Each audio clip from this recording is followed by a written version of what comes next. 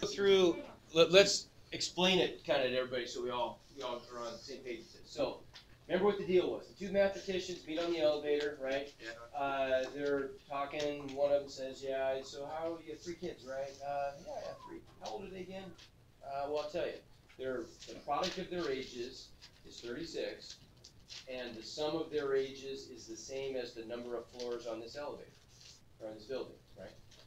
And the other mathematician then says, "Okay, well, that's not quite enough information."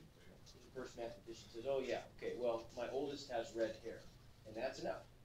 Now, how does that work? Okay, how are we going to... So what we know that the product of their ages is 36, right? That's the only real tangible thing we've got here.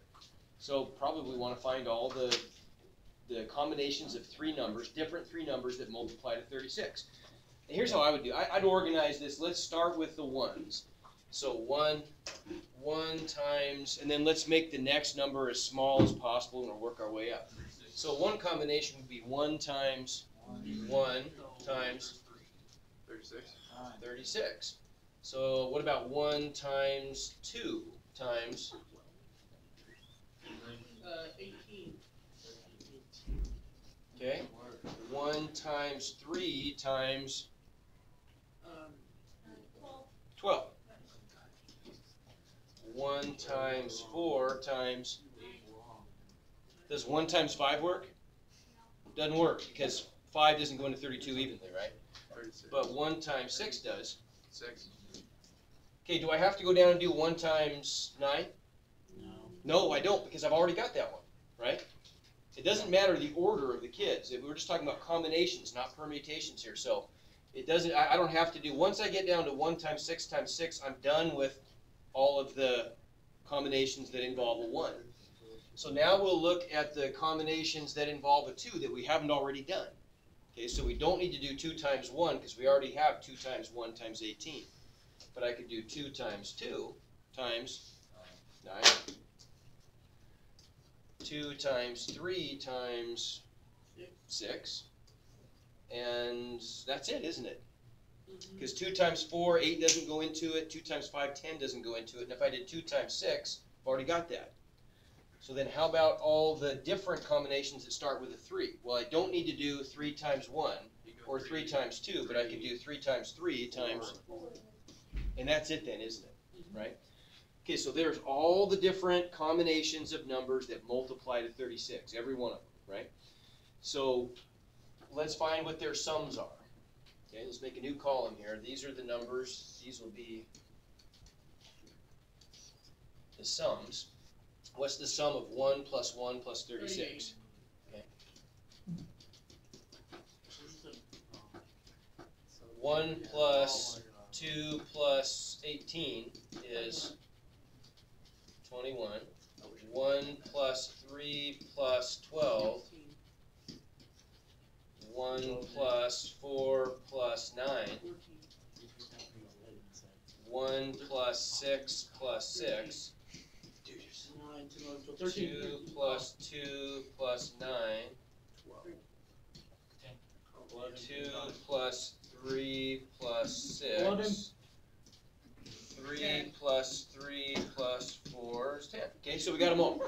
Now, so how does this fit with the other information we've got? So we know that when the woman said, okay, my kids, their ages all multiply to 36, and they add up to the number of floors in this building.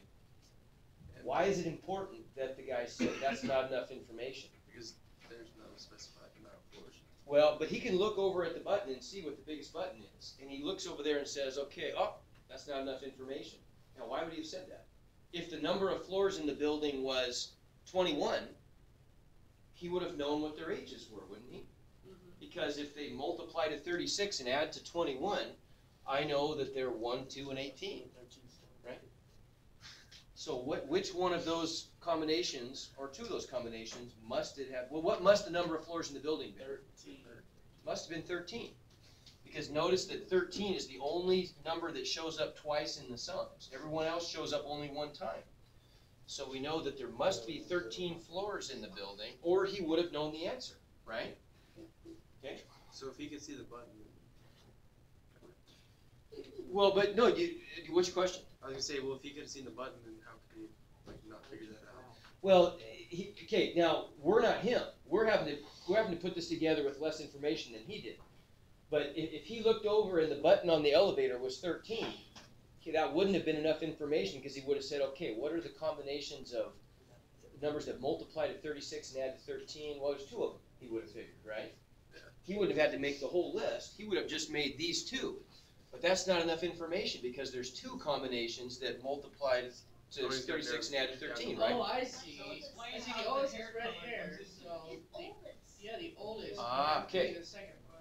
So it's got to be the bottom one, right? But you see where we are? Everyone okay with it so far? Hey, there's an order in the 22.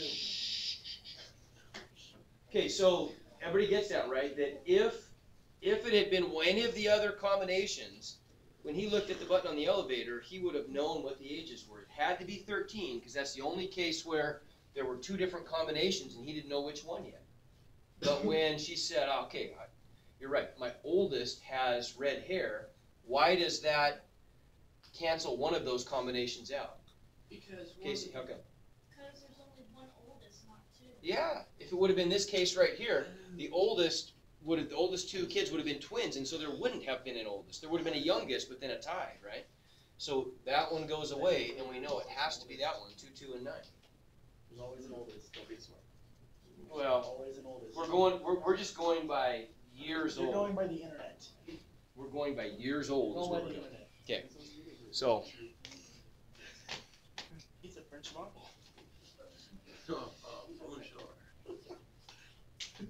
okay, so what I want to do today, I want to take a look at 6.3. Now, and this will be quick. I want to make an analogy here. Let's think about 6.3 compared to 6.3 and 6.2 compared to, this goes back a ways, 3.3, section 3.3 and 3.4. And just a quick reminder what we did in chapter 3. Chapter 3 was when we talked about, among other things, the big thing though was parallel lines and transversals. So in section 3.3, we said, we had a bunch of statements. We said, if two parallel lines are cut by a transversal, then all kinds of possibilities, one of which was corresponding angles are congruent, okay? And we used that information to do some math, and among the math we did some proofs where we used those statements where we were given sets of parallel lines and transversals, and we used our information, our new reasons, postulates and theorems regarding parallel lines and transversals to prove stuff, different things. The next section, though, we did something a little different. We turned it backwards and we looked at the converses. The converses said they would change it around. We flipped it around and said, instead of saying if parallel lines are cut by a transversal, then corresponding angles are congruent. Yes. That's fine. That's fine. All right, cool. We said if instead of saying if parallel lines are cut by a transversal, then corresponding angles are congruent, we said if corresponding angles are congruent. So if we've got a situation where we had two lines cut by a transversal, and we were given that the corresponding angles were congruent, the then part became then the lines are parallel, right? We used the converses to always prove that the lines were parallel. We didn't start off assuming they were parallel. We proved they were parallel. This is what we're going to do in 6.3. Now let's quickly just remind ourselves, what was 6.2 about? What we talked about yesterday. Not a lot. There were some important relationships though. We said for parallelograms, and what's the definition of a parallelogram, by the way? Okay, two pairs of opposite sides that are both parallel. That's a parallelogram. The name says it all, parallelogram. Right? We said if we've got a parallelogram, if we've got a quadrilateral that we know is a parallelogram, then we have some properties about that are important. What's one property we know? If we have a parallelogram, then what's true? One thing that's true. So we name one thing that's true. If it's a parallelogram, what's the property of a parallelogram? Okay, but opposite sides are parallel is the definition. Let's see if we can come up with some. Now we know it's a parallelogram. What are some other things that are true? True, but we haven't gotten there yet. If a parallelogram, then opposite sides are congruent. Good. Both pairs of opposite sides are congruent. There's one thing we learned, right? What's another thing? If it's a parallelogram, then Okay, but what were those relationships you said? What's another congruency? If it's a parallelogram, what's something else? Both pairs of opposite angles are congruent, right? What's another angle relationship you got? If it's a parallelogram, then consecutive angles are, so, you know, if I look at two angles in a row, not opposites, but next to each other, what was true of the consecutive angles in the parallelogram? Supplementary. Yeah, they added to 180 always, right? Okay, what do we say about the diagonals of a parallelogram? If it's a parallelogram, then the diagonals do what? Okay, true. We looked at some of that's true. But what do the two pairs of diagonals, you know, the two diagonals do to each other? Bisect each other, right? So those were the four relationships we had. If it's a parallelogram, opposite angles are congruent, opposite sides are congruent, consecutive angles are supplementary, and the diagonals bisect each other. Okay? In 6.3, we're going to flip those around. We're going to say, now, we don't know it's a parallelogram, but if we've got some quadrilateral where both pairs of opposite sides are congruent, what do we know? Well, we know it's a parallelogram then. Okay? If we have a quadrilateral where both pairs of opposite angles are congruent, then what do we know? It's parallelogram. Okay? If we have a quadrilateral where consecutive angles are supplementary, what do we know? Parallelogram, right? Okay, now, and it has to be, this one's a little bit tricky. It has to be that an angle is supplementary with both of its neighbors, right? Both consecutive angles. And then we had one other one. We can add another one. If it's a quadrilateral, and we know that the diagonals of this quadrilateral bisect each other, what do we know? It's a parallelogram, right? We get one freebie too. This is kind of a good one. Instead of having to show that both pairs of opposite sides are congruent, or both pairs of opposite angles are congruent, or both pairs of opposite sides are parallel to show that it's a parallelogram, we can take kind of a shortcut also. We can take one pair of opposite sides and show that they are both parallel and congruent, and that's enough. So I don't need to know anything about sides A, B, and CD in this case. If I just know that side AD and side BC are both parallel and congruent, we also know this is a parallelogram. So those are our new reasons that we use in proofs to show that quadrilaterals are parallelograms. I'm going to skip through this proof.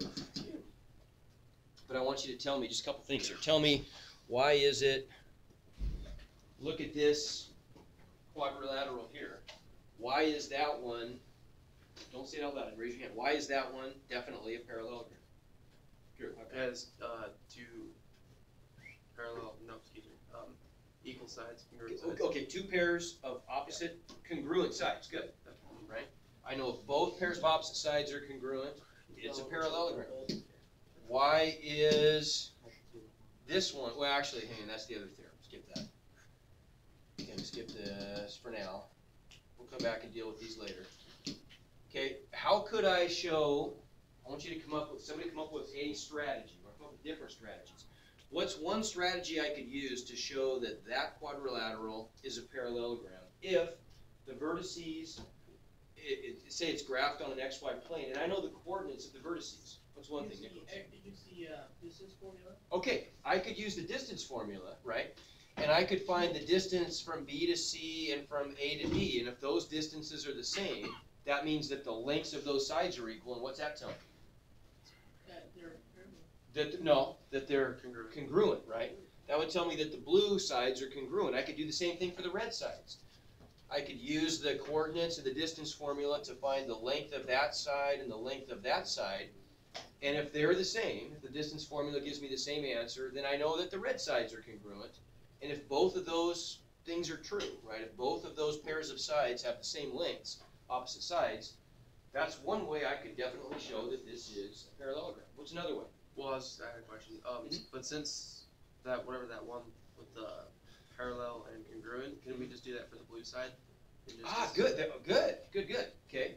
Another way we could do it is we could take maybe just the blue sides and use the distance formula and show that they're the same length, right? So that the blue sides are congruent, and then not even mess with the red sides. What else could we, how could we show that the blue sides are parallel to each other?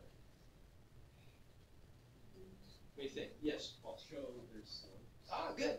Calculate their slopes, the slopes of both of those segments. And what will be true of the slopes if they're parallel? Yeah, they'll be equal, right? Parallel lines or segments or rays or whatever have equal slopes. So that's a way we could do it. We could take just the blue sides and show that they're both parallel and congruent. What would the other way be then? How could we just use parallelism, not even bother with congruence? I could show, we've already talked, I could show that the blue sides are parallel by finding their slopes.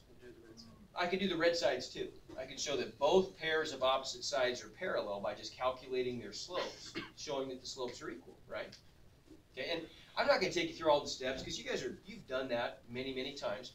I'll make sure that this PowerPoint is up on the website so you can flip through this. If you want to get a review of how we could calculate slopes of all the sides, there it is, right? All it is, remember the slope formula, just changing y over changing x. So y2 minus y1 divided by x2 minus x1. That's it. Just use that for each pair of points. If I want to calculate the lengths of the sides, just the distance formula, right? Square root of x2 minus x1 squared plus y2 minus y1 squared. You've done it a million times. Here's a little review of it if you want to see that. And then, of course, we can combine the two if we want. Okay? Let's take a real quick, rather than go through those longer proofs, I want to do one that's more like the ones you're going to do on the assignment. Let's just zip through one of these. And then I think that'll be good. How about,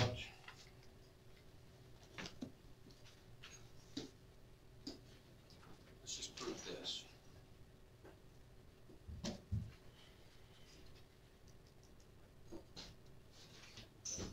Okay.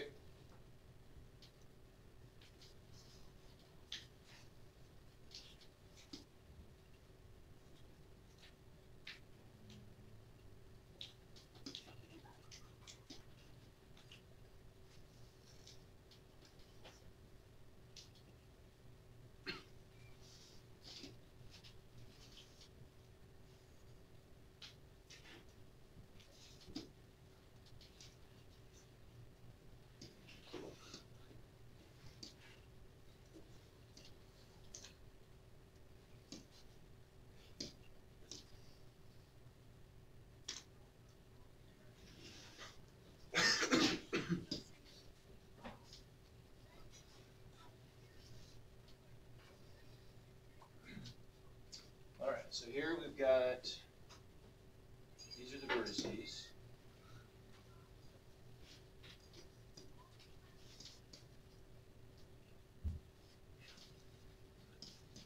Here's all we're given. We know that triangle ABC is congruent to triangle CDA. And we're trying to prove that quadrilateral ABCD is a parallelogram. That's the symbol for parallelogram. I did a bad job. You know what it's supposed to be. Okay, so how can I do that? Let's just set up a real quick proof here. So we got our statements and our reasons, right? We already first gave the statement. Okay, you got a given statement, right? So first thing we can say is triangle ABC is congruent to triangle CDA, and the reason for that is given. Okay, what else? Another step. AC is congruent to itself. Okay, we could say that AC is congruent to itself. Okay, good. Yeah, that'll work. Now, if we're trying to show here, let's plan ahead just a little bit here. If we're trying to show that this is a parallelogram, what are some ways we could do that? Well, DC is congruent to AB and AB is congruent to DC. Say it again. DC is congruent to AB. True. Okay, that would be helpful. DC. Now, why would that be helpful? If I could show, somehow, if I could show that these two sides are congruent and those two sides are congruent, we'd have it, wouldn't we? Right? Because then that would just, we have a reason then that says if both pairs of opposite sides are congruent, it's a parallelogram. And, okay. So if we could show that, that would be great. Then we'd be essentially done. How are we going to show that? How I see it is because angle B and angle D are already said that they are congruent. So since they share that same line, we can use that in order to show them. Okay, I'm not totally following that, honestly. Say here, I gotta make this a D. That looks like a P. So there's a reason. This is gonna be important that we know what this is. Since angle D and angle B share the same line, we can use that line that they share in order to prove that those four lines are congruent to each other. D and B? Yeah.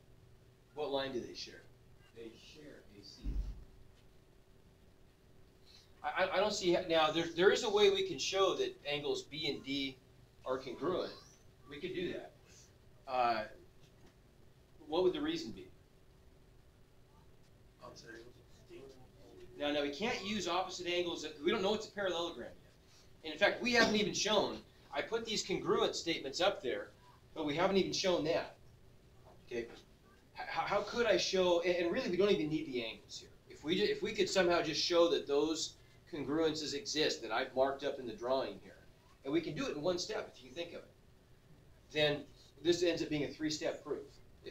What is the reason that goes with this statement that side AD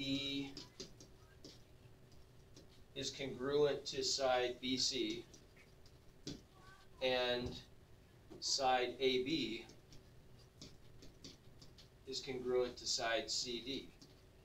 What's the reason for that? The only piece of information we have so far is that triangle ABC is congruent to triangle CDA.